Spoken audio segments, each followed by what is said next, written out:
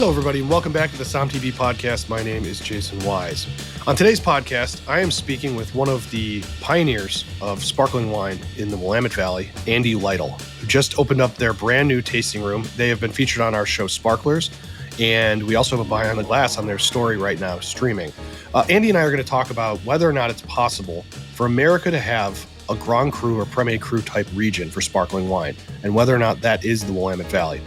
Stay tuned for that. But before that happens, I want to tell you, go to SOMM TV right now, because streaming there is my conversation where I talk to Tony Parker, former NBA All-Star and champion, about his wine, and we open up one of his birth year wines as well. It's a really, really fun conversation streaming on SOMM TV right now. Andy, it is great to have you on the podcast. You know, I can't believe this is the first time, considering your wines, you were in Sparklers, which was our James Beard nominated competition show, and we just did a Behind the Glass on your entire story, which I did really love filming. It was a lot of fun. Thank you for keeping me slightly intoxicated the entire time. That was a blast. I really enjoyed it. I did too. It was so fun. It was so fun. Great episode. But today we're going to talk about, honestly, what I think is the next truly great sparkling wine region in the world. It probably already is, but also kind of a little bit of your story. You finally have your tasting room going. I want to plug your, let's start straight up. Let's talk about what you've just done. Yeah, so the tasting room, we just opened it kind of May 10th was kind of our launch, and we call it the Lytle Barnett Aubain Tasting Room. So what's super exciting is we're combining our Lytle Barnett portfolio and our Aubain portfolio, which is our still wine, Pinot and Chard single vineyard project. And so when people come to Dundee, which is the heart, the Willamette Valley now, and we're located just in between the Dundee Bistro and the Red Hills Market, so the location's great. Of the 1 million people that come into Willamette Valley, every year to come visit, odds on them seeing the location are fantastic. So This is the first opportunity that we've had our own tasting room. We've been at the Carlton Winemaker Studio, and we still are, and we love being out there. But being in Dundee and right off 99 in that location, I think is a great opportunity for us. I've known you for years, and it's, for me, honestly, to be able to watch winemakers that, if you've seen the Behind the Glass, Andy and several of your cohorts, you guys were sort of at the beginning of what I would call the second phase of the Willamette Valley. The first phase was just, we have wine. It actually exists here. The second phase was, we have kick-ass wine. And that is actually something that is harder than it sounds in what I just said. I mean, a lot of regions have drinkable, good wine. Willamette Valley is, honestly, everybody's buying up property there now. It's kind of one of these things that's exploded, and it's not a secret anymore by any stretch. It is the place to visit, in my opinion, if you are looking for like a wine destination thing. I judge a region in a lot of cases, especially if they're slightly cooler climate on their sparkling wines. I just do. It's harder to make. They're sometimes harder to sell because they're expensive to make, and you have to price them against champagne. So you're like automatically trying to figure out how to market these things. And I just don't think anybody's done it better than you. This is my unpaid opinion. I've just drank a lot of your wine. I absolutely appreciate that. I would say that if you think about the Willamette Valley, and like you were saying, the Pinot and the Chard, really the Pinot originally, there are forefathers that really laid the groundwork. And, quite frankly, you can trace it back to the sparkling wine that's happening now, lays back to that Pinot Noir, that some of these forefathers were doing back in the 70s. And it's an honor to kind of be making wine in the valley these days. I would agree that we've warmed up a little bit. It used to be a very cold climate. We never really had an opportunity to have consistent vintages. And then that really started to happen. But then when Chardonnay really came along, kind of 2008, 2009, Isabelle Monnier put Chardonnay on the map with Evening Land. Mm-hmm. And it just really changed everything. And that's when people started saying, oh, well, Chardonnay can ripen here. Well, once you got that Chardonnay and that Pinot Noir, that created the huge opportunity for sparkling wine. So that's when, my partner, Anthony Beck, and I started talking about back in 2012 about, well, let's make world-class sparkling wine from Oregon. And, there were a few people out there doing it. Soder was making a little bit of wine, but really for their tasting room. Argyle was making some really great extended tirage things, but really nobody was doing, vintage-only, high-end, traditional method sparkling wine at the level that I think we dove into. So we were crazy to do it. That investment on vintage was nuts. You don't sell your first bottle for the first 6 or 7 years. So it's a bit lean, and you can understand why people don't do it. But from the qualitative standpoint, I would tell you that it's really been amazing to watch. And I would say it's a bit of a climate change, situation. There's no doubt about it, because there are some areas where there are vineyards today where 15 years ago you couldn't get it to ripen, and now you can. And that it says a lot to do also about the Chardonnay. And with the sparkling wine, we like to pick early. We like to have low sugars and high acid. And I think that we used to have to do that at 800 feet, because that's the only place where that would happen. But you can do it throughout the entire valley now. And I think that's what's really exciting about what's happening, and the quality that's really coming out now. People do go to wine regions to go like, look, I'm going to go to this place, and my reason is I want to taste. I want to drink wine, obviously have fun, whatever. But there aren't a lot of places in the US that you can go and be like, I want to go taste sparkling wine after sparkling wine after sparkling wine. And I'm not trying to overlook, your Pinot and Chard is great. But like I said, I'm like judging this region on, could you go and taste only sparkling wines? And if you were to go to Napa, you really can't. I know that there are some wineries that would be pissed off by me saying what I'm about to say, but you really can't do that. Mm-hmm. You can't. I'm sorry. It's like there are 3 producers. It's an add-on. It's an add-on. But you could actually do it in the Willamette. So like for the first time, it's like if you were to theme your trip around going to taste sparkling wines that I think are blowing the door off American sparkling wine, which I wish there was a name besides sparkling wine, because I know that you have a little bit of controversy with calling it sparkling wine. What is that? Well, I think, sparkling wine is an all-encompassing term. And I think it worked great, back to, 10 years ago, let's say, or even before that. But I think there are so many different ways to make it. You can do carb infused, you can do pet nats, you can do kind of really, short non-vintage type of things. Going back to South Africa, I think they had it nailed 30 years ago when they introduced Cap Classique. And what they did is just say, hey, look, well, in order to be considered Cap Classique, you have to be, 15 months aged in the bottle. To be vintage, you have to be 3 years aged in the bottle, and you have to be made in the traditional method. And I think, we're potentially getting there in Oregon. I think, as you mentioned, can you go to Oregon and can you just taste sparkling wine? And the answer is absolutely yes. 100%. And if you can do it now, wait until you'll see what we can do in a few years. I give a lot of credit to Andrew Davis, who's our maker for Lytle Barnett. He started the Radiant Sparkling Company, and it really allowed people who didn't have the equipment to disgorge, dosage, and bottle wines, and really put a lot of people on the map from a sparkling perspective. Vinovate with Kate Payne Brown, they're doing that now as well. So it's going to be coming at a much higher pace. But if you think of some of the people that are out there making just killer sparkling wine right now, I mean, Corollary, they just opened their tasting room. It's just fantastic. So let's hold back on where to go, because I do want to have this these are the places to go conversation. Okay. But before we do that, talk to me more about. I mean, is there? How do I word this without sounding like a jerk? I mean, you don't thumb your nose at people that make pet nat. You just don't like the classification, right? It's more that it's just a different style, right? So it's a different style, and carb infused is a different style. Sure. It's a little confusing to the consumer, like Prosecco or something. If people want to reference, carb infused is $15 or $20, whereas a lot of the vintage or non-vintage sparkling wine made in the traditional method is going to be $75 plus. And the consumer looks at that and says, "Why?" And that's the confusing part, that the sparkling wine category is too broad, right? There's just too much there. So the consumer doesn't understand, the difference, and they're learning, and that's what the tasting rooms are. That's why we wanted to put a tasting room in there, because it's an education platform that there aren't a lot of producers out there with their own tasting rooms for sparkling yet. And it's an education component. And we've seen it dramatically change. Our first vintage was in 2013, and here we are going into our 12th vintage in 2024, which is shocking to me. But the education has been slow. It just takes a while for people to really understand what you're doing. But things like scores and things like consistent vintages and, getting some of the write-ups and the recognition and some of those things are happening. And as you've noted, the Willamette Valley is making some really killer sparkling wine. And so we're starting to get that recognition, and that helps. It's a rising tide raises all the boats type situation, no doubt about it. We still have to make super high quality, and those standards have to be upheld. No different than those forefathers back when we did Pinot Noir or when Isabel did Chardonnay.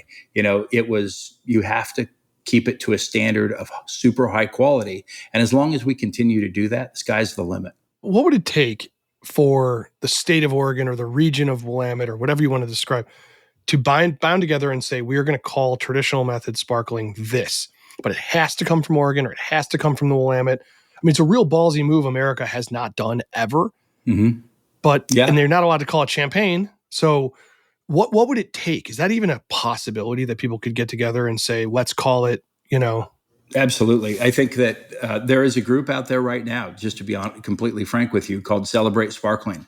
And that group is designed to do that, to understand what would the nomenclature be like? What would the wording be? Jim Bernot at Domaine Willamette has done wonders for the Willamette Valley wine category, the industry as a whole. Well, he's dove hard and heavy into Domaine Willamette, which is traditional method sparkling wine. So it's really nice to have some long-term producers that are really believing in that category. But the Celebrate Sparkling folks are really driving that, and that we've begun that process. And I do believe it'll take a little bit of time and some understanding, but needs to happen, and it's probably going to happen in the near future. But the ball is rolling. Honestly, would it be fascinating for the U.S. to have its first thing where you trademark it, you fight it, you don't let anybody else call it that. It has to be from this place. It'd be interesting. I think honestly, this region you're making wine in is the best candidate because it actually does have typicity. I mean, it's kind of like you're all doing it in a similar way. Yeah. And I don't know. I just think it's a fascinating concept. I'd love to see it happen during my lifetime because it'd be interesting to talk about. I would agree with you. I think it needs to happen. I think it will happen. And again, the more people that are making high-end sparkling wine in the Willamette Valley, they're going to be feeling this as well. Right. And again, I just want to make sure it's clear. That's not a knock on the wines that are made in any other style. It's just a different style, from that perspective. So it's going to be coming. And I think, that opportunity has already. I'm sure if I put a couple glasses in you, you'd have a real opinion about this. We'd get your true opinion about all this. I am a bit biased because, sure. Everything that we do right now with Lytle Barnett is vintage sparkling wine, is made in the traditional method. We do have plans for a project for a non-vintage traditional method. So, if I'm looking to the future or for my kids' future, I think there does need to be some, kind of clarity on style, from that perspective. And you probably wouldn't have to get too many glasses in me for me to give you my opinion on it. I mean, most traditional method, what you're going to get. It's usually pretty good. It was not easy to make, so it's pretty high quality. I mean, look, I know there are people out here that will march in the streets for Pet Nat, but I will say, 2/3 Pet Nat, fine. 1/3 can be quite good. And then there's some stuff that I'm like, I wouldn't pour on my plants. So I'm sorry, I'm just going to say it. It's just it's like, just because it is Pet Nat does not make it good. The same, if you're going to drink, there are some actually very good carbon infused wines. There are. Mm-hmm. I've had some Prosecco's that are mind-bogglingly good. I mean, where you just how is this, and then again, I've had some that are I wouldn't drink on an airplane, Well, look at the Prosecco category. I mean, that is just, it's a rocket ship, it's just, that's not what we do, but, and that's not the style or kind of the qualitative aspect that we're looking to do. I think if you go back and kind of look at, what has Oregon really done well? Well, we did Pinot Noir really well, and we still do. And so there was a standard that was set to say, no, this is what Pinot Noir should taste like. Chardonnay, I think, is also for sure getting there, rocket ship, because Pinot Noir is number one. Chardonnay easily is won't catch Pinot Noir. Pinot Noir will always be the top. But from a qualitative standpoint and a style perspective, there is now an Oregon Chardonnay style. No doubt about it. So now when people make something that isn't an Oregon Chardonnay style, it seems off. It's off-brand. It's off-brand Oregon, off-brand Willamette Valley. And it's pretty noticeable now because their styles are becoming consistent. Well, I know working with a bunch of sommeliers, and especially when we were making SOMM 1, some Pinots up from Oregon were the things that tripped them up for Burgundy. And it like, everybody, this old world, new world thing is kind of becoming not really the same as it was 15, 20 years ago, whatever. But I will say though, there is something stylistically, because everybody says, we make a Burgundian style this, or, we Right. aim to be like the right bank Bordeaux, and you're tasting it, you're like, I'm sorry. I mean, I don't mean to be offensive, but you just don't taste like, a second growth. It's just not what it is. It's different. Doesn't mean it's any worse or better. But in the case of some of the Pinots you're describing, it is kind of uncanny how they have this, ability to mimic Burgundy. It is interesting to me. Well, I think it's a compliment, right? I think the first thing that I would say is Oregon has its own style. We have Oregon Chardonnay and we have Oregon Pinot Noir. We're not trying to be Burgundy. We're not trying to be Champagne. We do have our own style, and I think that some people are. But I do think that's a compliment, right? I think our tagline for Lytle Barnett is French tradition meets Oregon authenticity. That's a compliment. That's not saying we're French Champagne by any stretch. We're saying we're Oregon sparkling wine, but we're made in the same traditions as vintage, traditional method, and we're doing it here in Oregon. And I think there's a difference there because there are stylistic differences that we're for sure seeing.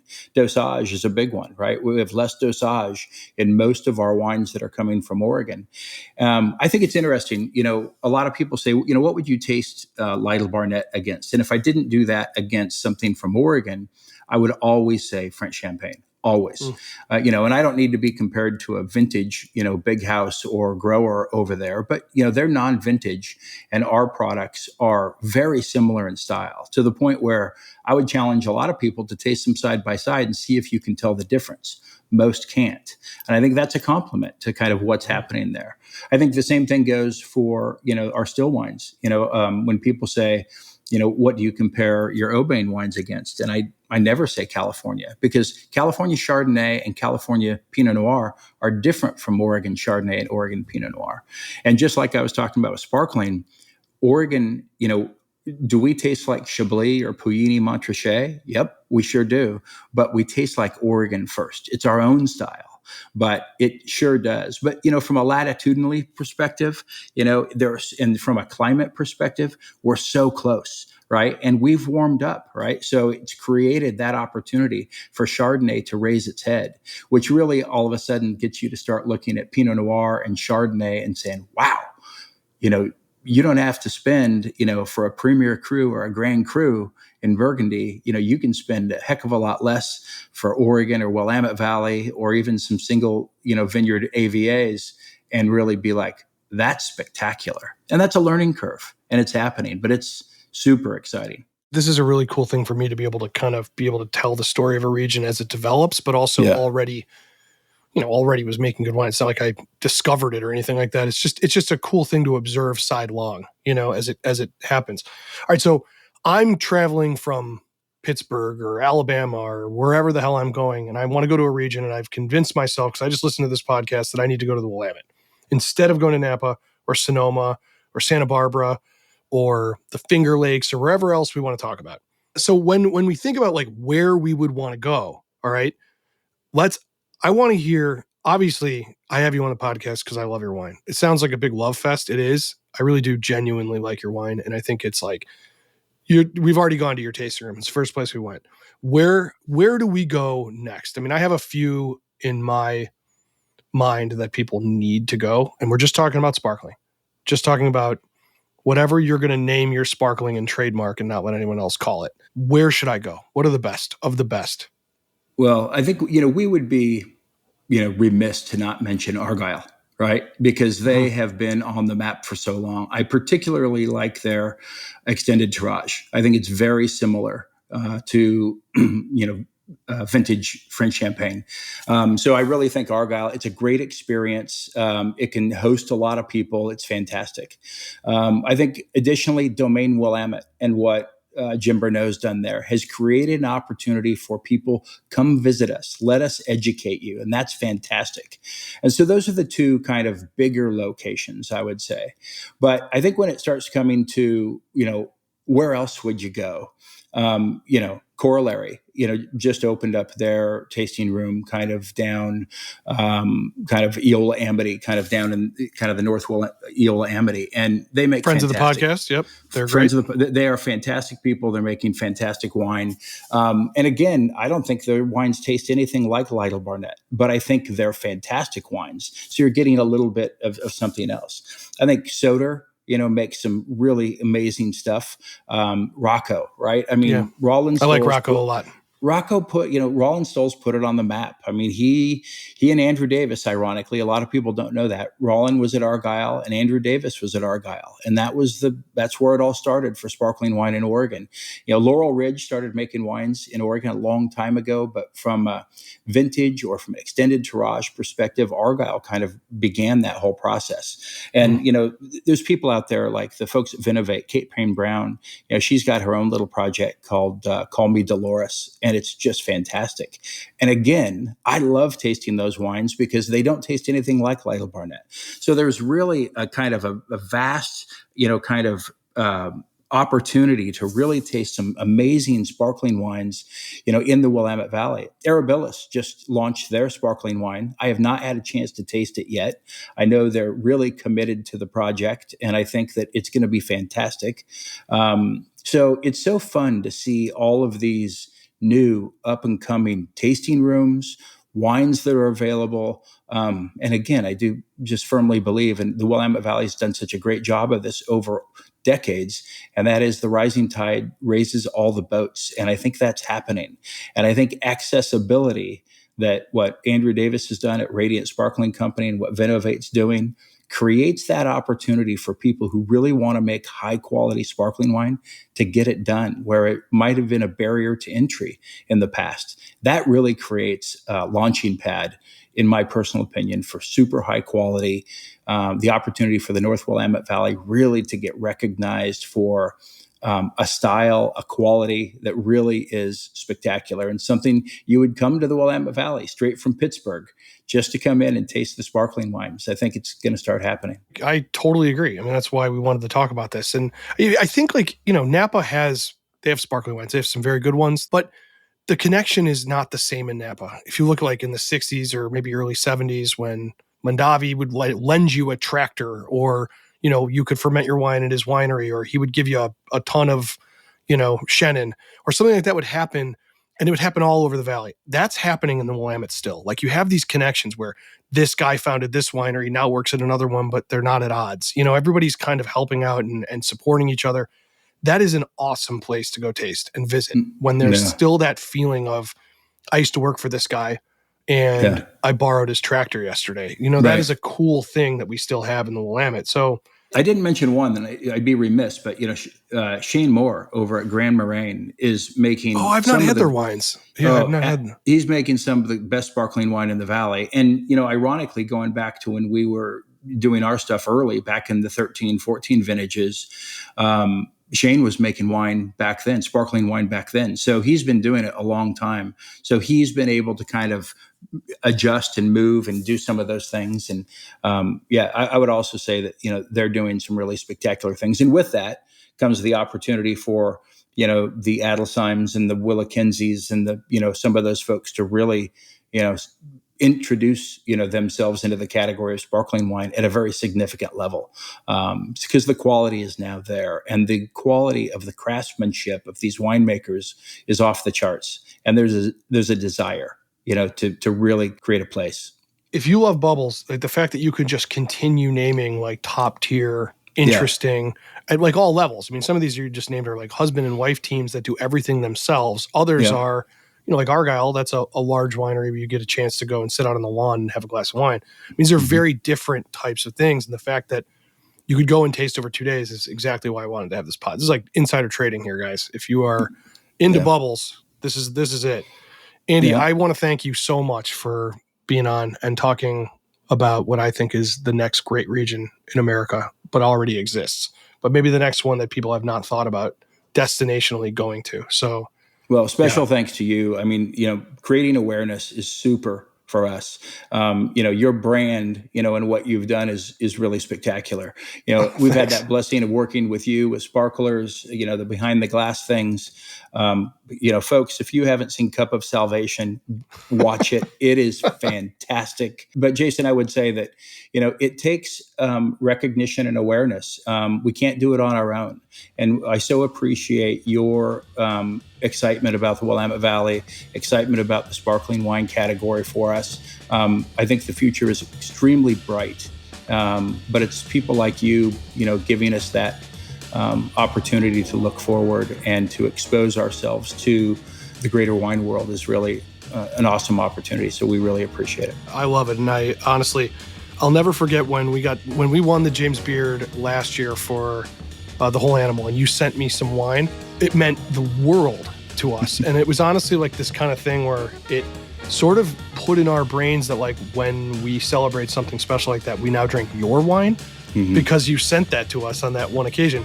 I don't know when this pod is going to air, but I mean, we're off to Chicago for the James Beard's 4 Cup of Salvation. And I can tell you, win or not, we're going to be toasting with your wine on that night. So that's so great to hear. Thank you, Andy. Really appreciate it. This is why I like doing this job. So, all right, well, my friend, have a glass, and I hope you don't have too much more work to do today. It's good to have you on. Thanks, Jason. Appreciate it. I want to thank everybody for listening. Thank you, Andy, for being on. Thank you, John Adams, my podcast producer. All of you listening, get these wines. They make incredible stuff over at O'Bain and Lytle Barnett. And if you are up in the Willamette Valley, you have to check out the new tasting room. It's an absolute must if you're going to visit this wine region, which you should do. Go to SOMMTV.com and or your app, your SOMM TV app on any device, and watch the new episode where I talk to Tony Parker and drink some of his wine and his birth year. Be safe, everybody. Drink something nice. We'll talk next week. Bye.